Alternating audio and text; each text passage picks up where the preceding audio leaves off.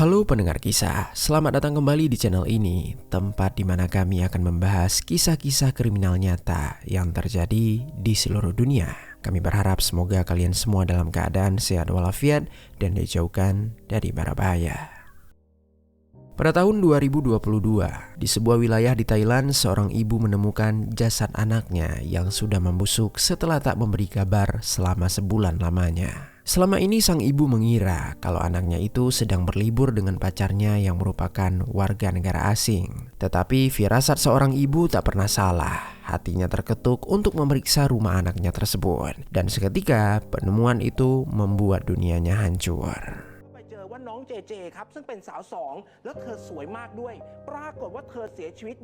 Lalu apa yang sebenarnya terjadi dan bagaimana kronologi selengkapnya? Jadi beginilah kisah di baliknya. Pendengar kisah, sebelum kita lanjut, aku mau rekomendasiin salah satu produk yang bisa kalian beli melalui fitur belanja di bawah. Neckband Philips TAA 1708 Bone Conduction.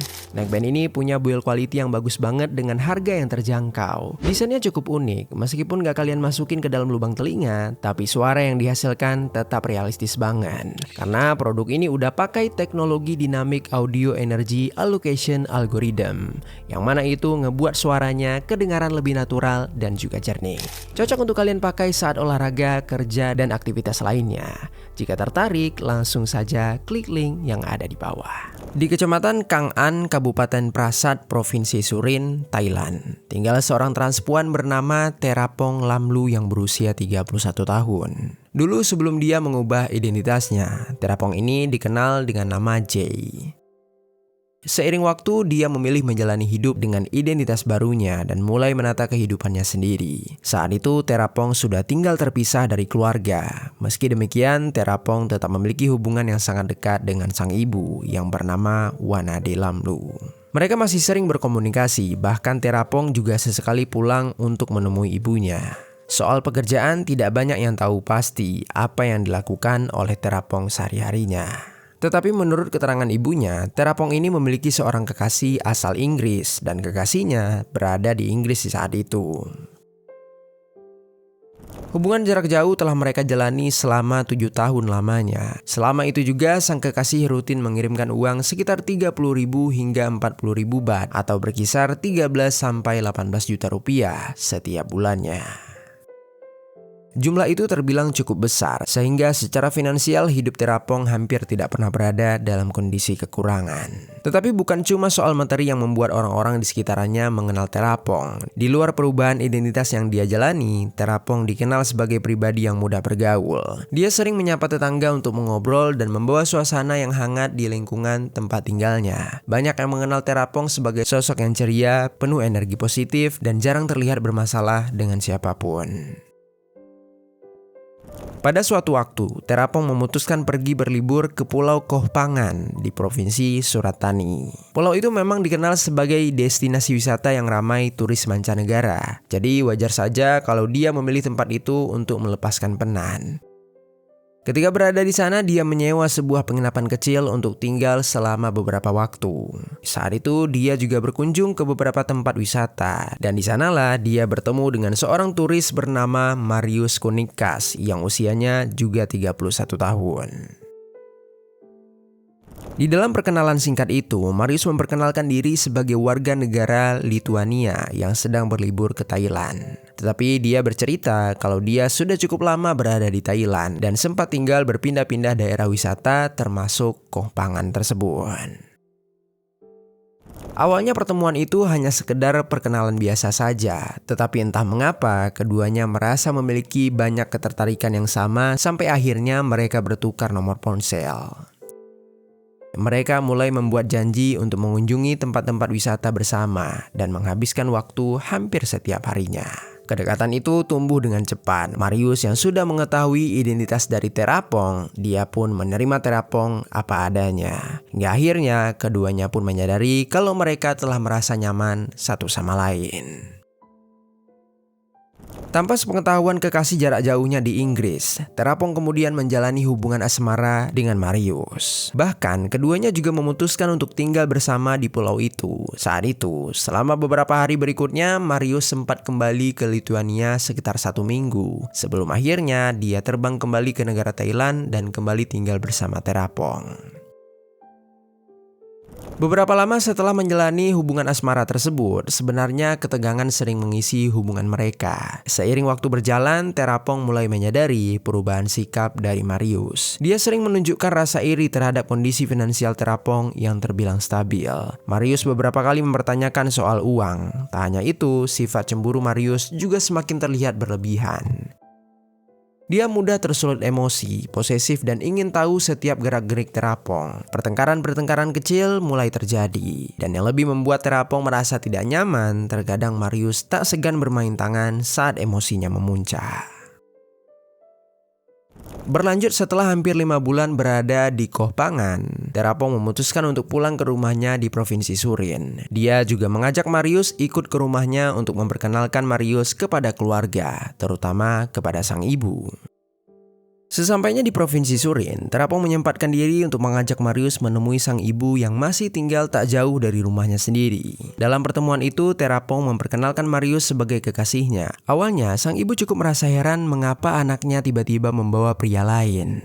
Padahal dia tahu persis kalau Terapong sudah memiliki kekasih jarak jauh yang berada di Inggris. Tetapi entah mengapa, sang ibu memilih untuk tidak mengurusi urusan Terapong, sehingga dia tetap menyambut Marius dengan sikap terbuka dan ramah.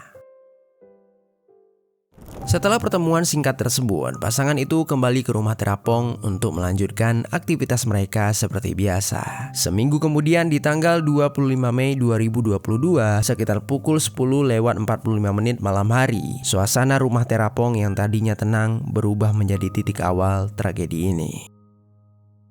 Saat itu Marius tanpa sengaja melihat pesan masuk di ponsel Terapong dari seorang pria. Karena penasaran, Marius pun membuka ponsel untuk mengetahui isinya. Dari isi percakapan terlihat jelas kalau pria tersebut ternyata rutin mengirimkan uang kepada Terapong. Bukan cuma soal uang, tetapi cara mereka berbicara juga menunjukkan kedekatan yang lebih dari sekedar teman biasa. Melihat itu, seketika emosi Marius langsung tersulut. Tanpa pikir panjang, dia membangunkan Terapong yang sudah tertidur lelap di dalam kamar. Kemudian setelah melihat Terapong terbangun, Marius langsung menuntut penjelasan. Terapong lalu membalas dengan menyalahkan sikap Marius yang selama ini sering cemburu. Di samping itu, bukannya meredakan situasi, Terapong malah membalas dengan menyalahkan sikap Marius yang selama ini dia sering cemburu, iri, dan bersikap kasar. Akhirnya perdebatan mereka menjadi semakin memanas. Terapong beranjak dari kasurnya. Dia meluapkan emosi yang selama ini terpendam dengan melontarkan kata-kata kasar sambil menunjuk-nunjuk ke arah Marius.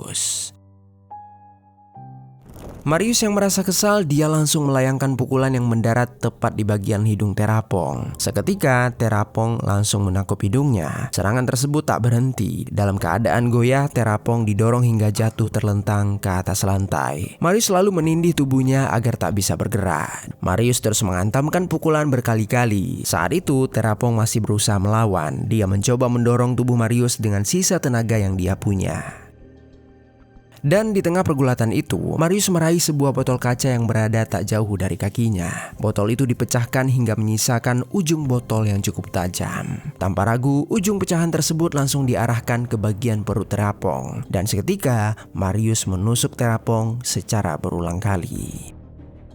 Hentakan demi hentakan membuat Terapong mengerang kesakitan. Cairan merah terus mengalir, membasahi tubuh Terapong. Bukannya berhenti, Marius kembali mengayunkan pecahan botol ke arah wajah Terapong hingga membuat wajahnya tak lagi berbentuk. Terapong semakin melemah, luka yang dialaminya sangat parah. Akibat pendarahan yang sangat hebat tersebut, Terapong pun tewas di tangan kekasihnya. Setelah aksi keji itu berhenti, Marius terdiam sejenak. Dia seolah baru menyadari apa yang telah dia lakukan. Sesudah itu dia kemudian mengambil sebuah selimut untuk menutupi jasad Terapong yang sudah bersimbah cairan merah di atas lantai. Lalu keesokan harinya, di tanggal 26 Mei 2022, agar tidak menimbulkan kecurigaan, Marius masih sempat datang ke rumah ibu Terapong, yaitu Wanade. Di sana dia bersikap santai, mengobrol seperti biasa dan bahkan ikut makan bersama Wanade. Saat itu Wanade sempat menanyakan mengapa anaknya tidak ikut, tetapi Marius menjawab kalau Terapong sedang sibuk bekerja. Wanade percaya saja dengan jawaban Marius. Dia masih menganggap Marius sebagai pria yang baik. Padahal faktanya, Wanade tidak mengetahui kalau anaknya telah meninggal dunia dengan begitu mengenaskan. Di momen makan bersama tersebut, Wanade sempat melihat ada bercak cairan merah di bagian kaki Marius. Dia menanyakan hal itu dengan nada khawatir. Namun Marius langsung berdalih kalau itu adalah luka karena terkena pecahan botol kaca. Jawaban itu membuat Wanade tidak menaruh curiga lebih jauh. Selesai mereka makan, Marius selalu mengatakan kepada Wanade kalau dia akan kembali melakukan perjalanan liburan bersama Terapong. Hal itu bertujuan agar Wanade tidak mengunjungi rumah anaknya dan tidak merasa curiga. Mendengar itu, Wanade merasa percaya untuk membiarkan anaknya pergi bersama Marius. Kemudian setibanya Marius di rumah Terapong, di malam harinya Marius langsung mengemasi barang-barang miliknya termasuk membawa handphone iPhone milik Terapong. Tanpa memberitahu siapapun, dia meninggalkan rumah tersebut serta jasad Terapong yang masih terbujur di balik selimut putih. Singkat cerita, beberapa minggu setelah kematian korban, keluarga mulai merasa ada sesuatu yang tidak beres. Terapong yang biasanya selalu responsif terhadap pesan dan panggilan, terutama dari ibunya, secara tiba-tiba sulit dihubungi. Panggilan telepon hanya berdering tanpa jawaban, dan pesan-pesan tak kunjung dibalas. Pada awalnya, Wanade mencoba menenangkan diri sendiri dengan berpikir bahwa anaknya mungkin sedang sibuk bekerja.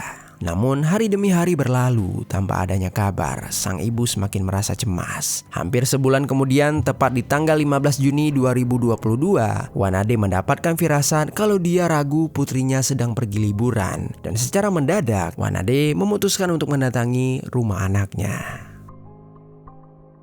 Setibanya di sana, dia mencoba mengetuk pintu berulang kali. Beberapa menit berlalu tanpa adanya respon dari dalam. Situasi itu sedikit membuat dia gelisah. Tetapi yang membuat dia lebih khawatir adalah aroma menyengat yang tercium dari dalam rumah. Bau busuk itu benar-benar menusuk ke hidung seolah menandakan ada sesuatu yang sangat buruk telah terjadi di dalam rumah. Dengan perasaan takut dan firasat yang semakin kuat, Wanade segera meminta bantuan ke kantor polisi Prasan. Sekitar pukul 4:30 sore, laporan itu diterima dan petugas langsung bergerak menuju lokasi. Tak lama kemudian, polisi pun tiba dan langsung mendobrak rumah tersebut. Begitu pintu terbuka, aroma menyengat semakin menguat. Di dalam rumah, mereka menemukan jasad Terapong yang terbungkus rapat dengan selimut tebal, serta bagian kaki yang sedikit mencuat keluar. Setelah selimut itu terbuka, terlihat kondisi tubuh Terapong yang telah membusuk, yang mana itu menunjukkan kematian telah terjadi cukup lama. Di tempat kejadian perkara, polisi juga menemukan sejumlah tanda kekerasan. Terdapat luka pada tubuh korban, terutama di area sekitar hidung, serta pecahan kaca yang diduga berasal dari sebuah botol. Berdasarkan kondisi jasad dan bukti yang ada di lokasi, polisi menyimpulkan kalau korban telah dieksekusi dengan cara yang sangat brutal.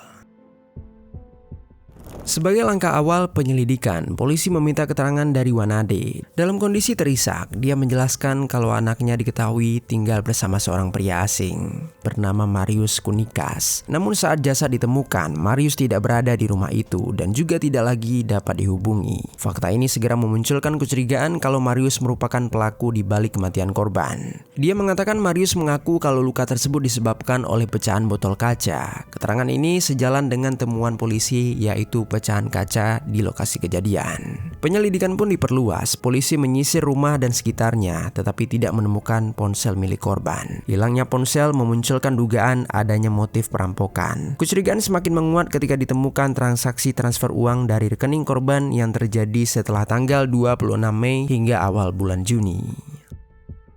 Artinya ada seseorang yang masih mengakses dan menggunakan aset korban setelah kematiannya. Namun Wanade memiliki dugaan lain. Dia yakin kalau motif kejahatan pelaku kemungkinan besar dilatar belakangi oleh kecemburuan. Menurut keterangannya, putrinya ini diketahui memiliki seorang kekasih asal Inggris yang telah menjalani hubungan selama 7 tahun. Dan kekasihnya itu pulang pergi dari luar negeri ke Thailand.